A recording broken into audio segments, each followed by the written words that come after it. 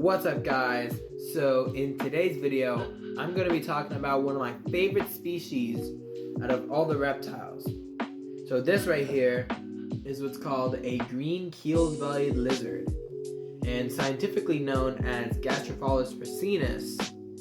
This is right here is my boy Guac. He has probably one of the most interesting stories out of all my reptile family. And but let me talk about the species for a second.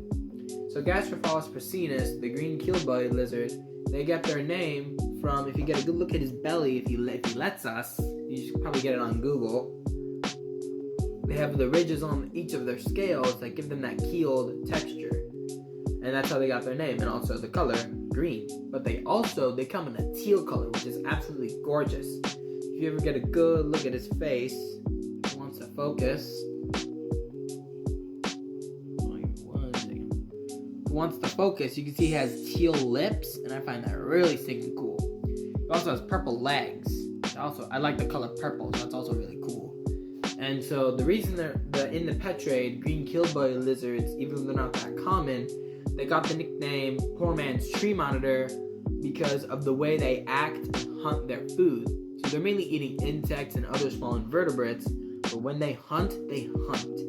Whenever I give Guac a super worm, he grabs it, thrashes it around, and he does that to hornworms. When he does that to hornworms, it's like a blur. He'll shake it around like, and it's absolutely bonkers. And you can also tell he has that kind of monitor lizard looking physique with that long neck, slender head, and that long, beautiful tail. And also, they're way cheaper than emerald tree monitors, even though emerald tree monitors are really stinking cool.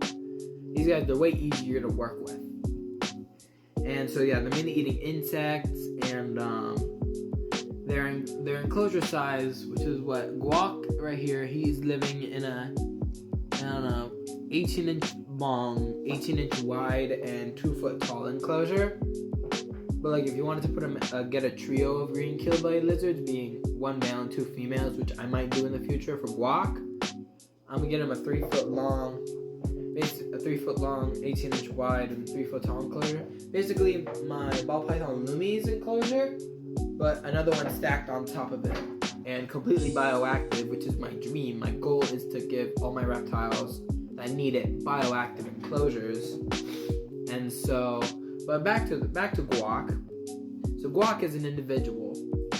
He has quite the tail. Yeah, tail. Both tail, like story, and tail is in the physical appendage in his body. Double length of his body. Really cool. And so back to the tail is in the story of Guac. I got him. So around like the end of September, my aunt was working at a pet store, and Guac's caretaker, likely an accident, picked him up by the second half of the tail, which you can tell right here. I don't know how well you can see it, but one of the segments is longer. Like right around here, his tail, he dropped his tail, and he basically just had this for a while. And I'll probably put pictures up of like right around here what he looked like back then when I first got him. But after a couple months, his tail regrew like it was not, like it never even happened. Hold on, guys, 1 second.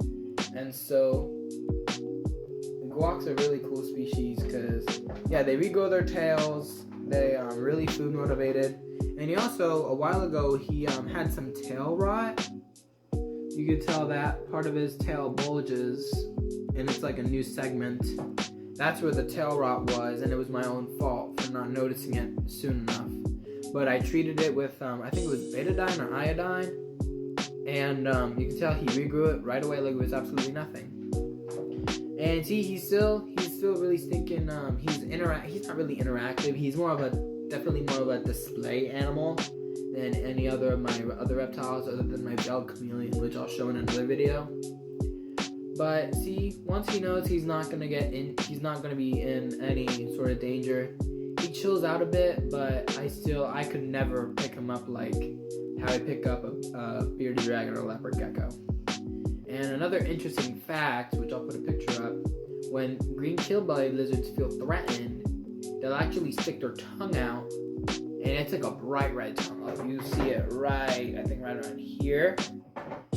And they use that as a threat display, even though it looks kind of goofy, and I love it. And so, yeah, that is the green-killed bellied lizard.